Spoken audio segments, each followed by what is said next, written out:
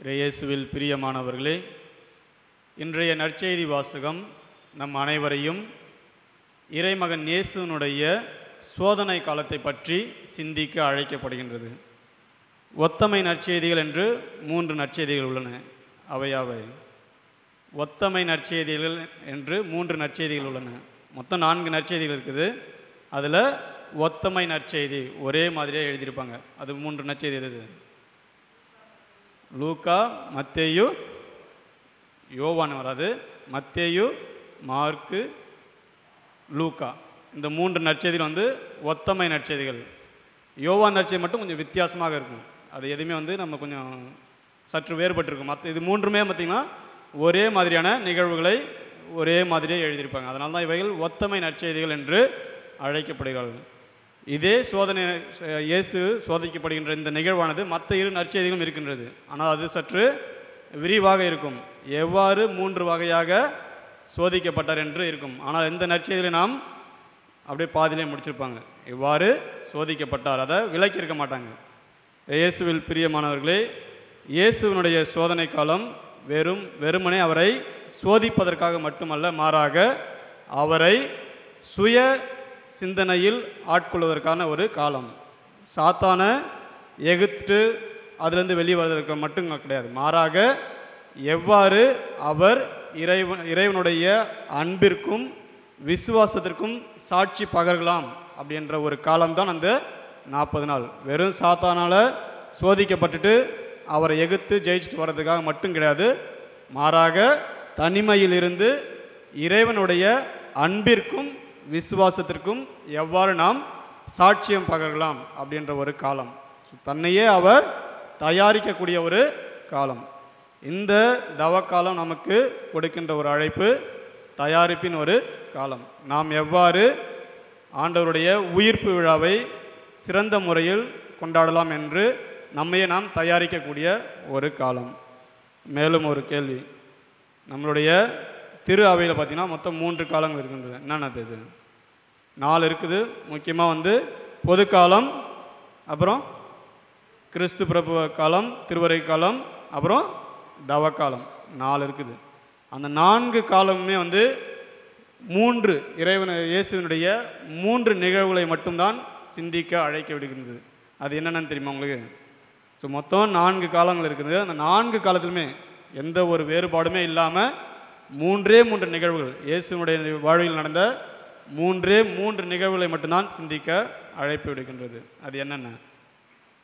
வருஷம் ஃபுல்லாக நம்ம அந்த 3 நிகழ்வுகளை மையப்படுத்தி தான் எந்த ஒரு பிரசங்கமாக இருக்கட்டும், எந்த ஒரு வாசகமாக இருக்கட்டும், எந்த ஒரு பக்தி முயற்சியும் அந்த 3 பொறுத்து தான் அமையும். அது என்னென்னு பார்த்தீங்கன்னா ஆங்கிலத்திலே PDR என்பது பேஷன், டெத் அண்ட் ரெசரக்ஷன். இறைவனுடைய பாடுகள், இறப்பு மற்றும் அவருடைய உயிர்ப்பு. நீங்கள் எப்படி வேணாலும் கால்குலேட் பண்ணி பாருங்கள், எப்படி வேணாலும் யோசிச்சு பாருங்கள். எந்த ஒரு பக்தி முயற்சி அந்தமே இதை 3 மையப்படுத்தி தான் இருக்கும். நம்ம ஜபமாலை சொல்லும்போதும் சரி, மற்ற எந்த ஒரு பக்தி முயற்சியில் நம்ம ஈடுபட்டினா கூட இந்த 3 தான் முக்கியம். நம்மளுடைய திரு அவையின் நம்பிக்கையும் ஒவ்வொரு கிறிஸ்தவர்களின் நம்பிக்கையின் அடிப்படையாக அமைவது இந்த 3 நிகழ்வு தான். இயேசுனுடைய பாடுகள், இறப்பு மற்றும் உயிர்ப்பு. ஆமாம், நம்ம வருஷம் ஃபுல்லாக அதை பற்றி தான் யோசிக்கிறோம். இந்த 40 நாள் எதுக்குன்னு நம்ம சற்று யோசிக்கலாம். இறைவனுடைய மகனாகிய இயேசுவுக்கே சற்று தனிமை தேவைப்பட்டது. எதற்காக? அவருடைய தந்தையின் அன்புக்கும் நம்பிக்கைக்கும் சாட்சியம் பகர்றது, தன்னையே தயாரிப்பதற்காக 40 நாள் தேவைப்படுது. இறைமகன் இயேசுக்கே அந்த நிலைமைனா அப்போ நம்மளுக்கு சொல்லணும்னு அவசியமே கிடையாது. அப்போ நம்மளுக்கு அந்த 40 நாட்கள் இந்த 3 தான். அவருடைய பாடுகள், இறப்பு, உயிர்ப்பு. இதை நாம் எந்த ஒரு பக்தி மனுஷனும் நம்ம இப்போ ஒரு வேளை சாப்பிடாமல் இருக்கிறோன்னா, அந்த சாப்பிடக்கூடிய ஒரு நேரம் அந்த வயிற்றில் நம்ம ஒரு மாதிரி கொஞ்சம் பசி எடுக்கும் பார்த்தீங்களா, அந்த நேரம் எதுக்காக நம்ம யோசிப்போம்னா இந்த ஒரு 3 நிகழ்வுகளை பற்றி யோசிப்பதற்காக தான் அழைப்பு விடுக்கின்றது. திருத்தந்தை மிக அழகாக கூறியிருக்கிறார், நம்ம தவக்காலத்தில் ரொம்ப எதிர்மறையாக இருக்கக்கூடாது, மாறாக நேர்மறையாக இருக்க வேண்டும் என்று அழைப்பிடுகிறார். ஓகே, ஃபார் எக்ஸாம்பிள் நம்ம ஒரு வேளை நான் காலை சாப்பாடு சாப்பிடாமல் இருக்கிறேன், இது எல்லாமே நாட்டில் முடியும். செய்ய மாட்டேன், தீய வார்த்தை பேச மாட்டேன், தீய சிந்தனையில் ஈடுபட மாட்டேன் அப்படின்னு சொல்லி எல்லாமே நோல முடியும், செய்ய மாட்டேன் அப்படி இருக்க வேணான்னு சொல்லி நம்முடைய திருத்தந்தை அழைப்பு. மாறாக அதற்கு சரிசமமான நேர்மறை சிந்தனையில் வந்து ஈடுபட அழைப்பிடுகின்றார். ஒரு சில எடுத்துக்காட்டுகள் பார்த்தீங்கன்னா, ஓகே, ஒரு வேளை சாப்பிடாம அதுக்காக வந்து ஒரு சந்தியோ சுத்த போசனம் தப்புன்னு சொல்ல வரல. அது இருக்கிறோன்னா அதுக்கு சரிசமமாக ஒரு சில ஆன்ம காரியங்களும் இரக்க செயல்களும் நம்ம ஈடுபடுத்திக் கொள்ளணும். ஒரு சில எக்ஸாம்பிள் பார்த்தீங்கன்னா, அதிகமாக திருப்பு விழித்தை வாசிப்பது. நம்ம வருஷம் ஃபுல்லாக வாசிக்கிற ஒரு சிலர் இருக்கலாம், அல்லது வாசிக்காமலே வந்து இருப்பவர்களோட இருக்கலாம். இந்த ஒரு காலம் வந்து ஒரு நாளைக்கு ஒரு அதிகாரம்.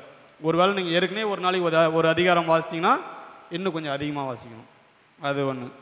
அடுத்தது பார்த்திங்கன்னா, நம்ம வந்து ஜபமாலை சொல்கிறோம், ஓகேங்களா. ஒரு சிலர் அந்த பழக்கமே கூட இல்லாமல் இருக்குது. நம்ம ஜபமாலை சொல்லும்போது கூட நம்ம மாதாவை மட்டும் பற்றி நம்ம சிந்திக்கல, மாறாக ஒவ்வொரு மறைநிகழ்வும் நம்ம யோசிக்கும் போது ஆண்டவர் இயேசு வந்து நம்ம சிந்திக்கிறோம். ஸோ அப்போ ஜபமாலை சொல்வது. அப்புறம் பார்த்திங்கன்னா, திருப்பலி வாரத்தில் 2 நாள்னா இன்னும் ஒரு 2 நாள் நம்ம வந்து அதிகப்படுத்துறது. ஓகே, 2 நாள் நான் வந்து மற்ற நாட்களில் நான் 2 நாள் திருப்பலிக்கு வந்தேன், சனிக்கிழமையும் ஞாயிற்றுக்கிழமையும். நான் இந்த ஒரு 40 நாள் இன்னும் ஒரு 2 நாள் நான் அதிகரிக்க முயற்சி செய்கிறேன். அது ஒன்று. இதெல்லாம் வந்து நாம் செய்கிறது.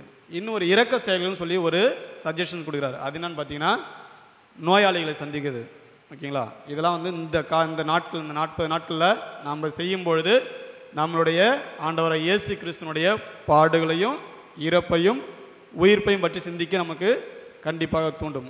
ஒருத்தர் கஷ்டப்படும் போது அவரை பார்க்கும்போது நம்மளுக்கு உடனடியாக நம்மளுக்கு யாருடைய ஞாபகம் வரணும்? நம்மளுக்கு இயேசுனுடைய ஞாபகம் வரணும். ஸோ அப்படி பார்த்துக்கும்போது ஒரு நோயாளிகளை சந்திக்கிறது, அது ஒரு இரக்க செயல்கள். அப்புறம் பார்த்திங்கன்னா, ஜெயிலில் இருக்கிறாங்க பார்த்திங்கன்னா, அவங்களுக்கு அவ்வளோ சீக்கிரத்தில் நம்ம வந்து யாரையும் வந்து அலோவ் பண்ண மாட்டாங்க. அட்லீஸ்ட் நம்ம வந்து போய் பார்க்கலனா கூட அவங்களுக்காக நினைத்து நம்மளுக்காக நம்ம குடும்பத்துக்கு மட்டும் ஜபிக்காமல் ஒரு நாள் அவங்களுடைய குடும்பத்துக்காக நம்ம ஜபிக்கலாம். ஒரு சில பக்தி மஞ்சள் அனாதை ஆசிரமங்கள் பல இருக்கின்றன. அனாதை ஆசிரமங்கள், முதியோர் இல்லங்கள் வந்து பல இருக்கின்றன. அவர்கள் வந்து யோசிப்பதெல்லாம், நம்மளை யாராவது ஒரு ஜீவன் வந்து நம்மளை எட்டி பார்த்து ஆறுதலாக ஒரு 2 வார்த்தை பேச மாட்டாங்களா அப்படின்ற ஒரு ஏக்கத்துலேயும் ஆர்வத்துலேயும் அன்புக்காகவும் இயங்குறவங்க பல பேர் இருக்காங்க. அனாதை ஆசிரமங்கள், முதியோர் இல்லங்கள், கைவிடப்பட்டவர்கள் அப்படின்னு சொல்லி ஏகப்பட்ட பேர் இருக்கிறாங்க. அவங்கெல்லாம் நம்மள்ட்ட வந்து எதிர்பார்க்குது ஒரு சில கருணை வார்த்தைகள், அன்பு வார்த்தைகள். ஸோ திருத்தந்தை நமக்கு சொல்வது, ஒரு சந்தி சுத்த போசனம் வந்து தப்புன்னு சொல்ல வரல. அது இருக்கிற எந்த அளவுக்கு நம்ம அதுக்கு முக்கியத்துவம் கொடுக்குறோமோ அதே அளவுக்கு முக்கியத்துவம் இது போன்ற இரக்க செயல்களையும் வந்து காட்டணும் அப்படின்னு சொல்லி ஒரு அழைப்பினை விடுக்கின்றார். இயேசுவில் பிரியமானவர்களே, இந்த ஒரு 40 நாட்கள் நாம் இறைமகன் இயேசு எவ்வாறு அவருடைய தந்தையின் அன்புக்கும் நம்பிக்கைக்கும் சாட்சி பகர்ந்தாரோ நாமும் சற்று ஆய்ந்து நம்மளை சற்று சிந்தித்து பார்ப்போம். எந்த அளவுக்கு நாம் இறைவனுடைய அன்பிற்கும் விசுவாசத்திற்கும் சாட்சி பகிர்கிறோம் என்று. மேலும் இரக்க செயல்களான ஒரு சில, இது நான் கொடுத்து வந்து எனக்கு நானே சிந்தித்து யோசித்து வச்சுது. நீங்கள் உங்களுக்கு எது ஈஸியாக இருக்குதோ அதை நீங்கள் யோசிங்க. ஓகே, நான் ஈஸியாக சொல்லிடலாம், நான் அனாதை ஆசிரமத்துக்கு போகணும், ஜெயிலுக்கு போகலாம். அது உங்களால் ஒரு சிலரால் முடியும், ஒரு சிலரால் முடியாமல் போகலாம். ஆனால் உங்களுடைய சூழ்நிலைக்கு எது ஈஸியாக இருக்குங்களோ, எது உங்களுக்கு எளிதாக இருக்கிறதோ அதை நீங்கள் தெரிந்து கொள்ளுங்கள். ஸோ சுத்த போசனம் ஒரு சந்தி மிக முக்கியம். அதே அளவுக்கு நம்ம மற்ற இரக்க செயல்களும் முக்கியத்துவம் கொடுக்க சற்று முயல்வோம். இந்த ஒரு கருத்துக்காக திருப்பலியிலே தொடர்ந்து ஜெபிப்போம். இறைவன் நம் ஒவ்வொருவரையும் நிறைவாக ஆசீர்வதிப்பாராக.